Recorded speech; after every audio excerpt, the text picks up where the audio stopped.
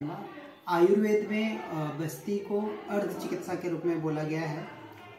आयुर्वेद में 3 प्रकार के रोग होते हैं, वात, पित्त और कफ से। इसमें वात से करीबन 80 प्रकार के रोग होते हैं, पित्त से 40 और कफ से 20। इस वात का जो चिकित्सा है उसकी वात की चिकित्सा बस्ती से होती है, अर्थात बस्ती चिकित्सा वात रोगों को समूल नष्ट कर देती है। यह बस्ती 2 प्रकार से होती है, एक होता है बस्ती और दूसरा होता है उत्तर बस्ती। बस्ती का मतलब यह गुदा इंद्रिय से रोगों के अनुसार विभिन्न प्रकार के औषधियों का काढ़ा बना करके रोगी के उम्र और उसके ताकत के अनुसार से दिया जाता है। और उत्तर बस्ती में जो भी हमारे रिप्रोडक्टिव ऑर्गन्स हैं, इनफर्टिलिटी का या किसी प्रकार का प्रोस्टेट का प्रॉब्लम हो, टेस्टिस का कोई प्रॉब्लम हो, इसी प्रकार से यूट्रस, ओवेरिन, फिलोपियन ट्यूब ब्लॉक्ड हो, सिस्ट हो, या यूट्रस में एंडोमेट्रियम लेयर किसी प्रकार का न बन रहा हो, उनके लिए उत्तर बस्ती, उत्तर का मतलब है यह लिंग से अथवा योनि से दिया जाता है। इसमें भी विभिन्न प्रकार की औषधियों या तेल या घृत इत्यादि का बस्ती दिया जाता है। तो यह जो दोनों बस्ती है, उत्तर बस्ती और पूर्ण बस्ती, यह दिया जाता है। आज हम आपको उत्तर बस्ती के बारे में बताने जा रहे हैं। यह बस्ती इनफर्टिलिटी, टेस्टिस का कोई भी प्रॉब्लम हो, इजेक्शन या मोटिलिटी कम हो, या किसी प्रकार का वीर्य कीट कम हो, उत्तेजना कम हो, चाहे वह डायबिटीज के चलते ही क्यों ना हो, या किसी प्रकार का प्रोस्टेट का प्रॉब्लम, इनमें हम उत्तर बस्ती देते हैं। इसमें आयुर्वेद के अनुसार जितने भी बस्ती रोगों की मुख्य औषधियाँ होती हैं, उन औषधियों का काढ़ा बना करके या उनसे सिद्ध करके तेल, जैसे महानारायण तेल और इस प्रकार के जो दूसरे बृहण तेल होते हैं, जैसे महामास तेल, अश्वगंधादि तेल, बिला तेल, मोरीवन्ना तेल, इस प्रकार के तेल या घृत, फल घृत इत्यादि, इनको हम सिरिंज में भर करके और फिर कैथेटर के द्वारा हम इसको मेल या फीमेल के और कंजेनिट रिप्रोडक्टिव ऑर्गन में डालते हैं, जिससे कि यह बस्ती होती है। तो अभी हम आपको बताने जाएंगे कि हम उत्तर बस्ती कैसे देते हैं। सबसे पहले हम इस प्रकार किसी भी 20 ml का हम लगभग इसमें सिरिंज इस्तेमाल करते हैं। सबसे पहले हम रोगी के अनुसार, रोगी के बल, आयु और उसके रोग के अनुसार विभिन्न प्रकार के जड़ी बूटियों से साधित तेल या घृत का हम इस्तेमाल करते हैं।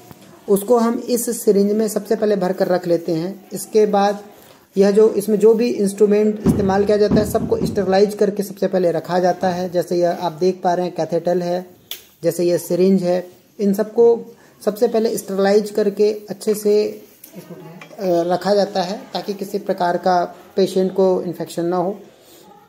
फिर इसमें हम जेनिटल ऑर्गन्स के आसपास के चारों ओर के भाग को हम सबसे पहले हम सैनिटाइज कर लेते हैं, या हाइड्रोक्लोरिक जेल से हम ऑइंटमेंट से इसको स्निग्ध प्रॉपर कर लेते हैं, जिससे कि किसी भी प्रकार का जब हम इस कैथेटर को अंदर में डालें तो उसमें किसी प्रकार का वुंड ना हो जाए।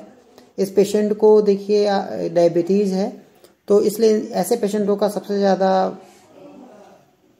इन्फेक्शन होने का डर रहता है। तो इसके लिए सबसे पहले ही हमने इनको अच्छे से स्टेरिलाइज कर लिया है। और अब हम यह कैथेटर को इस लिंग के मुंह में रख करके अब धीरे धीरे हम इसको प्रविष्ट करेंगे। सब इसके कैथेटर के चारों तरफ हमने एंटी इन्फेक्टिव जेल लगा लिया है, हाइड्रोजन पेरोक्साइड का जेल।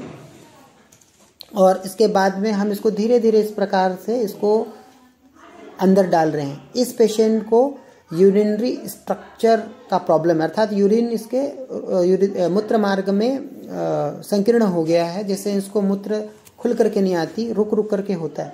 हम इसको बहुत स्लो इस प्रकार का डालते हैं, जिससे कि पेशेंट को लगे मत, दर्द ना हो। और धीरे धीरे तेल को हमारा दूसरा व्यक्ति इसको धीरे धीरे इस प्रकार से पुश करता जाता है, और हम उस पाइप के थ्रू वह जो भी साधित सिद्ध तेल है वह तेल अंदर जा कर के वहाँ के नर्व, मसल्स, वहाँ के जो भी नली हैं उनको वह मजबूती प्रदान करता है। हम जब यह अंदर तक यह प्रोस्टेट के प्रॉब्लम को भी ठीक करता है। उसके लिए प्रोस्टेट तक हम इस नली को डाल करके फिर हम इस साधित तेल को डालते हैं।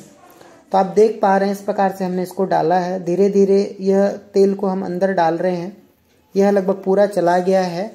यह कैथेटर लगभग हम 10 इंच तक हम इसको अंदर डाल देते हैं, ताकि जहाँ तक हमको यह शुद्ध तेल भेजना है वहाँ तक यह जा सके। अब यह धीरे धीरे पूरा चला गया है। पूरा तेल भी अब हमने इसको लगभग डाल दिया है। यह तेल जब जाता है अंदर में, तो मैंने जैसे कि आपको पहले बताया है कि यह सारे प्रकार के वहाँ के आसपास के नसों को, जो वीर्यवाहिनी नाड़ियाँ हों, चाहे मूत्रवाहिनी नाली हो, उसको प्लस अंडाशय को, इस टेस्टिस को, चाहे आपके प्रोस्टेट को, सभी को यह प्रॉपर रूप से मजबूत बनाती है।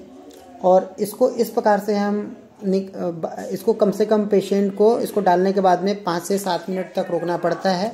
इसमें हम पेशेंट से पूछते हैं कि इसमें पेशेंट को डालने पर किसी प्रकार का जलन, दर्द या कोई बेचैनी इत्यादि नहीं होना चाहिए। अगर इसके कुछ नहीं होता है तो इसका मतलब यह समझना चाहिए कि ठीक प्रकार से तेल चला गया है। और यह तेल